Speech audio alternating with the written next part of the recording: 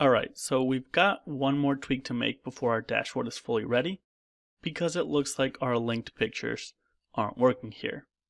Now, I did know that these were going to throw errors our way in Excel Online, but I still wanted to show you how to use linked pictures because I do think that they're really useful.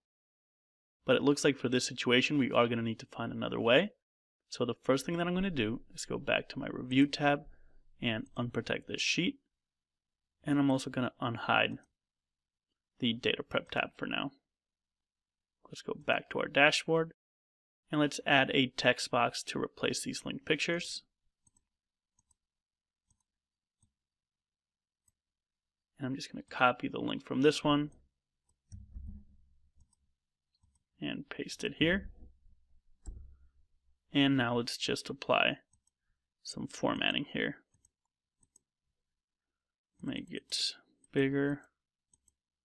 That looks about the same size. And just give it a no fill, no outline.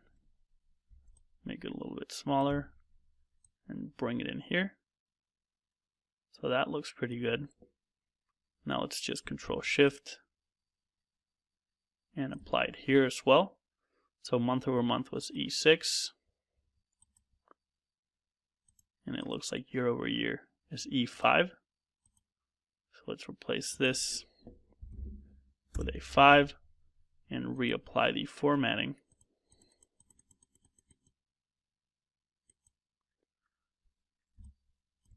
Oops. And there we go.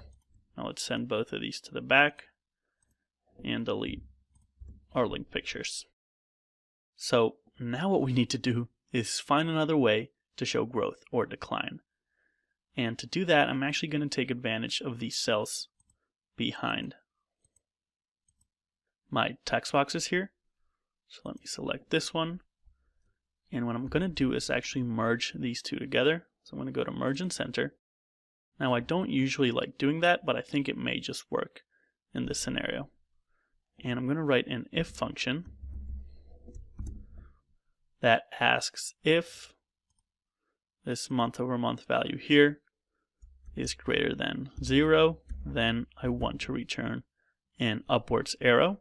And to add that, I can use Alt-24. Close this. Otherwise, return a downwards arrow. So it's going to be Alt-25. Close this. Close this. Press Enter. And it's probably hidden back here now, but let me do no fill for this as well. We've got our arrow down there. And maybe this way we can kind of align it here. Let's make it bold and bigger. And maybe bring it up here and just move these up a bit.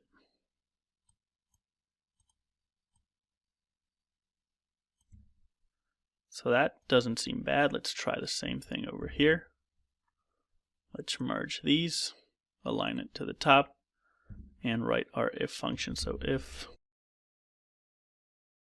now we want the year over year value is greater than 0, then again Alt-24, otherwise Alt-25. Close that, bring it down, and make it a little bit bigger.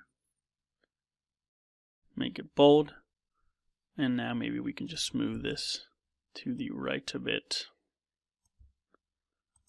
and add some spaces to the right here to shift it to the left. And that's not too bad. We could even shift this to the right a little bit and add some spaces to the left here.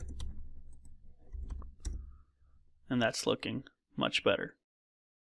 But we do still need color. And to do that, what we can do is actually use formula-based conditional formatting rules. So I'm going to select this cell first, go to Conditional Formatting, New Rule, and I'm going to select the last option, which is telling me to use a formula to determine which cells to format. And how this works is that I need to write an expression here that evaluates to either true or false. And whenever it evaluates to true, then it will apply the formatting that I select here. So in this case, we can say equals month over month is greater than 0.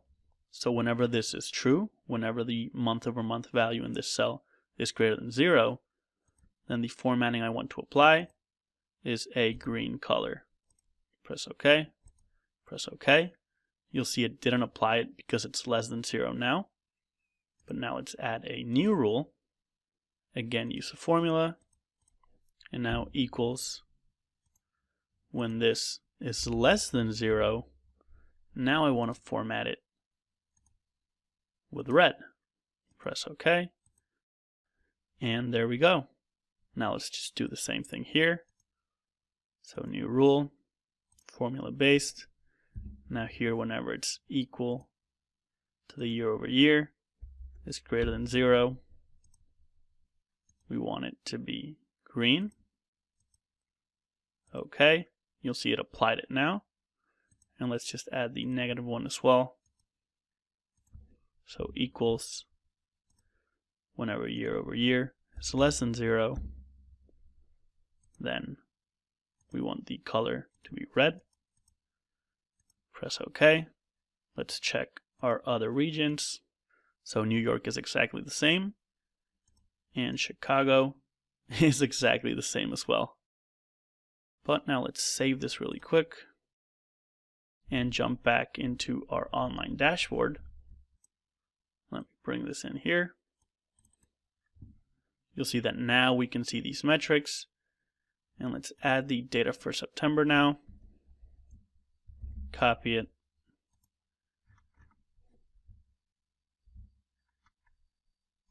Paste it in here. Go to our dashboard. And you'll see that now Chicago dropped versus last month and last year. Los Angeles went up in both, as did New York. So it looks like everything is working perfectly now.